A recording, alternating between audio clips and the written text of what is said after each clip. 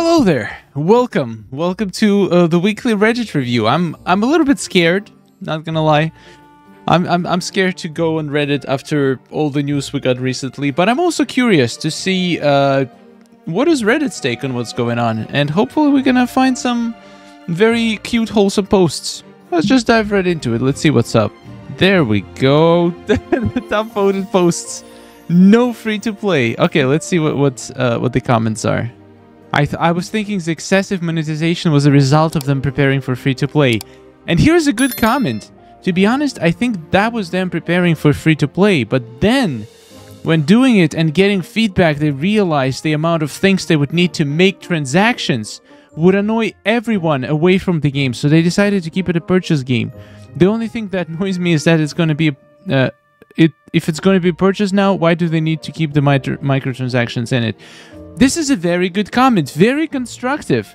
I still think that microtransactions are not a big deal with the dream snaps in the game, but as I said in one of the previous videos, they do need to adjust for the fact it's not going to be free to play now, so it would be fair if they lower the prices in the premium shop. Not completely make them free, but lower it to the point where people who bought the game and play regularly would be able to afford most of the items. Okay, actually, I went through the comment section. It wasn't too bad. People did express their concerns, but it wasn't as, as overwhelmingly negative as on Twitter. People expressed their concerns, but they also acknowledged the benefits. And that's exactly how I feel about this decision. So I kind of like Reddit way more than Twitter. Good job, Reddit. Hoping this is real. Of course it's real. It's been pretty much confirmed. And tomorrow we are going to know even more about it. Can't wait. Free-to-play is predatory microtransaction hell. My god, I cannot wait to jump into it. I know everyone wants to save $30, but here is what your free-to-play version of the game looks like. Want more than 20 inventory space? $5. Want more than 10 Scrooge purchases per day? $5. More build limits in the world? $10. You unlock Buzz Lightyear. To unlock his friendship levels, you must pay $5. You hit your max of gold coin earnings today. Pay $10 to unlock a daily cap of 250 coins per day. Pay $15 per month to have the Ultimate Fan subscription where you unlock 4 more Dreamlight duties per day. Unlock your cap on earnings, Dreamlight. I think everyone gets so lost in saving $30 to buy a game that they forget that actual free-to-play games look like. It's an absolute garbage. Applause. Applause. I've never given anybody an award. Can I actually give an award? I don't see how to give an award, but this is... I would admit, it's a little bit over-exaggerated. I doubt that Disney Dreamlight Valley would do all of this stuff if it went free-to-play, but it's definitely not far for some other games, like especially mobile games nowadays. And I feel like the idea behind the Disney Dreamlight Valley when they just released it was to basically make it the same type of monetization as mobile games. And if that was the case, then this is not very far from the truth. And to think about it, they actually saw the potential in the game as they were developing it and saw people's feedback, and they decided to change their mind and not go into predatory microtransaction hell, instead keeping it paid, and potentially we are going at least either keep the microtransactions the way they are or potentially even reduce the amounts. Once again, it's not confirmed yet, but I think it's a right move. But even without it, it would get so much worse. And Disney Speedstorm is one of those examples. If you look at what happened with microtransactions in that game when it went free-to-play, if that happened to Disney Dreamlight Valley, they would lose more players than they would probably lose from making announcement of not going free-to-play. Also, people who actually own the game and who doesn't mind spending some money, they definitely don't want the game to go free-to-play, because those people will have to pay even more to compensate for all the new players that are not going to pay anything. So I don't know. I completely agree with this post.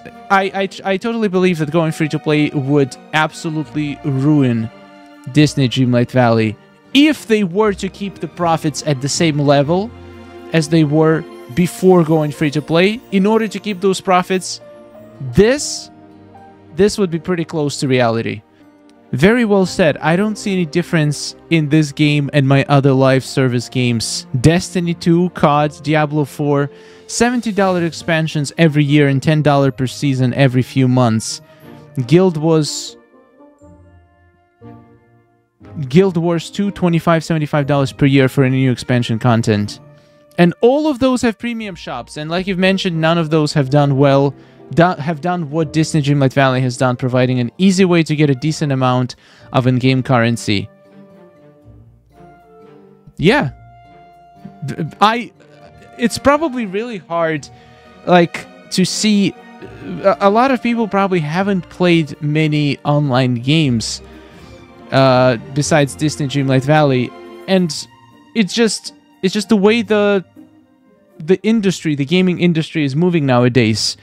Nowadays, it's a very common occurrence to have the games that were paid with microtransactions, with paid DLCs, and even sometimes paid season passes that don't even give you the currency back.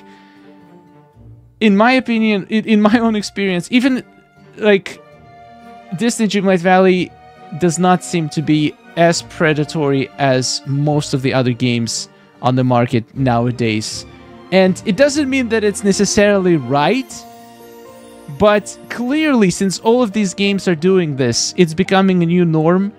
And for Disney Dreamlight Valley not like take a stance against it, they're just gonna lose money. And I feel like what they did, they found a middle ground.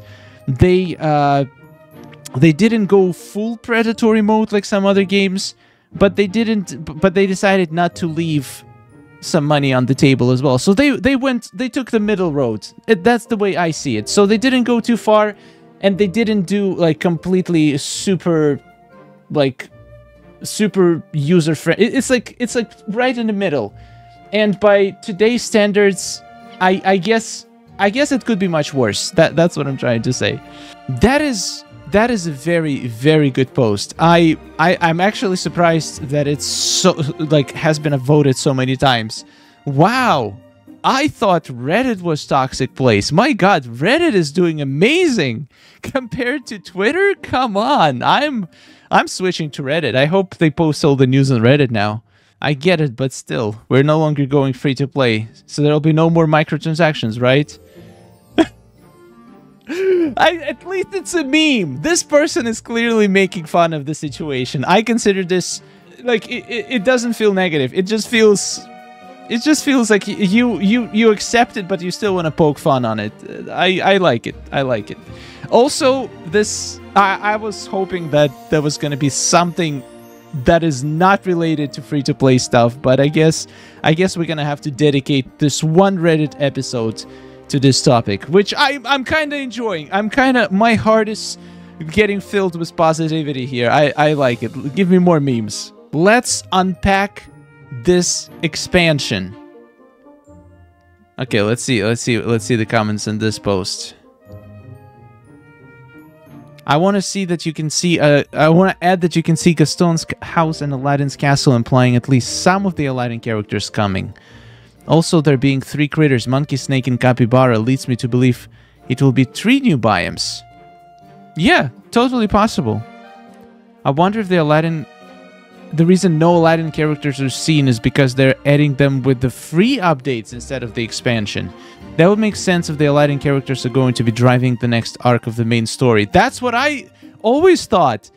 Genie, Aladdin coming out, the Skull Rock, all of that should remain the part of the main story, which is going to be free and not a part of the expansion. I'm really curious how they're going to integrate the expansion to keep it still optional, so people who decide not to buy the expansion, they're not going to feel left out, and they still can progress and pretty much have access to all the free-to-play content fully. Like, how is it going? Like, is it going to be like completely separate adventure that basically doesn't have any effect on our main valley and main story. I'm kind of curious to see how they're going to implement this. I hope it doesn't feel too separate. Like, after you complete the content, will you still be able to get some use out of those biomes? Like, how is it going to work? I don't know. I'm curious. We're going to find out tomorrow, I guess. Founders Pack early access players will receive the cosmetics from the Gold Edition for free. Yep. We are getting these 3 little nice things, which I think look really good. I cannot wait to get this cottage. I think it's going to look good in a meadow, actually. Nightmare Before Christmas bedroom. Oh my god. This is insane. What a design of the bed. Oh, this is the best bed I have ever seen in my life. This is masterpiece. This is masterpiece.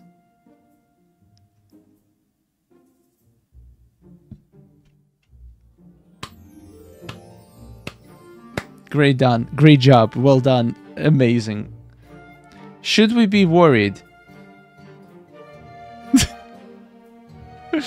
Why? What's wrong with this Rapunzel? My god. She looks incredible.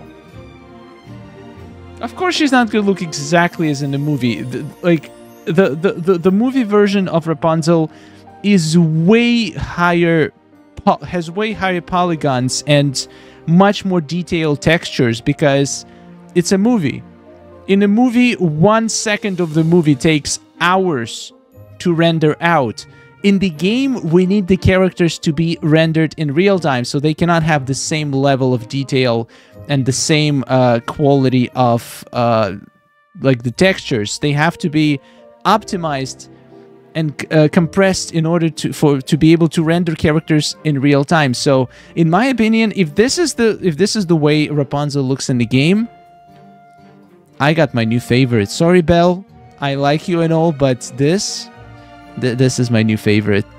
Well, I spoke too soon. There's a ginormous rant here in Reddit. I'm not gonna go into the detail. Pretty much the same things we've been seeing from everybody.